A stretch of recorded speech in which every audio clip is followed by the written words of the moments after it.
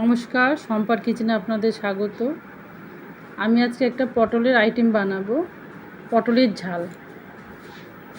এটা সাধারণ রোজকার খাবারে বিভিন্ন রকম আইটেমই করে থাকি। এটা একটা খাবার প্রথম পদ। দেখুন চলি কী করে করি, চলুন আসা যাক।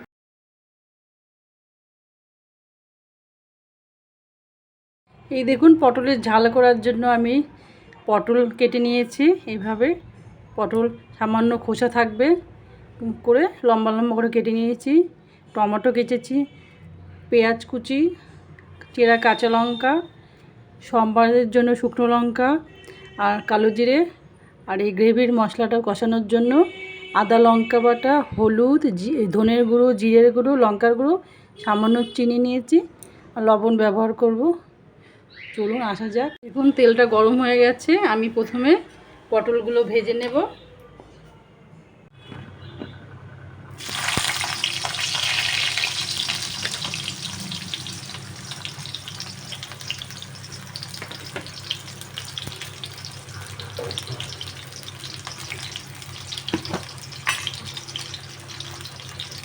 পটলগুলো দিয়েছি পরিমাণ মতো লবণ, পরিমাণ মতো হলুদ দিয়ে পটলগুলো আমি ভেজে নেব। দেখুন পটলগুলো ভাজা হয়ে গেছে, আমি নামিয়ে নিচ্ছি। আর পটল ভাজলে কালো কালো বের হবে, তেলটা কালো হয়ে যাবে। পটলগুলো নামিয়ে নিচ্ছি। দেখুন পটলগুলো নামিয়ে নিয়েছি। এবার আমি পেঁয়াজটা ভেজে নেব।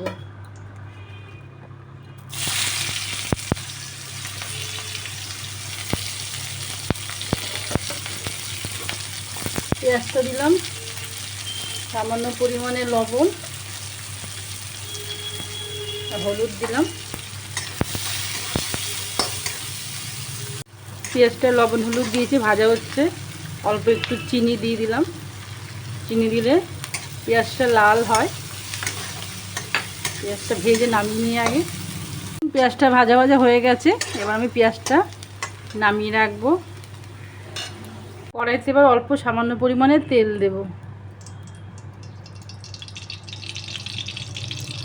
তেলটা গরম হয়ে গেছে। এবার এই কালো জিরে আর শুকনো লঙ্কাটা দিলাম। ভাজা ভাজা হবে। কালো জিরে শুকনো লঙ্কাটা ভাজা হয়ে গেছে, ভাজা গন্ধ ছাড়ছে। আমি এবার টমেটো কুচিটা দিয়ে দিলাম।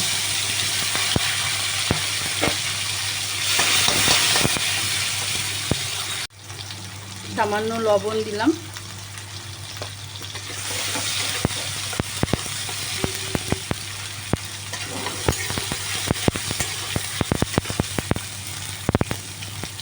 টমেটোটা ভাজা ভাজা হয়ে গেলে আমি এই সমস্ত মশলাগুলো দেব।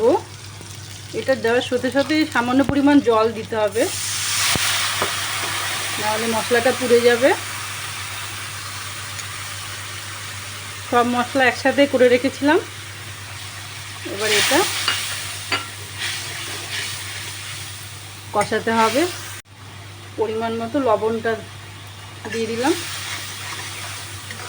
এটা মশলাটা ভালো করে ভাজা ভাজা হয়ে গেছে, তেল ছাড়ছে। এই সময় আমি পটল আর এই পেঁয়াজ ভাজাটা একসাথে দিয়ে দেব। দিয়ে এটার সাথে মশলাটার এটা দিয়ে একটু বেশ 1 মিনিট নাড়াচাড়া করে কষাবো। আমি একটু জল ফুটিয়ে নিলাম, এই জলটাই ব্যবহার করলাম। পটলটা বেশ কষানো ওর সাথে মিশে হয়ে গেছে। এবার আমি এইটার মধ্যে পটল পেঁয়াজ ভাজাটা ছিল, এটার মধ্যে গরম জল দিয়ে একটু পরিমাণে জল দিয়ে দিলাম। ফুটনো জলে বেশি ইউজ করবেন, কেন পটলটা সবগুলোই তো হয়েই গেছে, আর বেশি সময় লাগবে না। এই দেখুন পুরো আচারের মতো হয়েছে। এবার আমি ওপর দিয়ে চেরা কাঁচা লঙ্কা দিয়ে দেব। একটু ফুটুক 2 মিনিট। কমপ্লিট হয়ে গেছে, পুরো পারফেক্ট হয়েছে। নুন মিষ্টি আপনারাও দেখে নেবেন একটু। দেখতেও দেখুন খুব সুন্দর হয়েছে। এবার সার্ভ করব।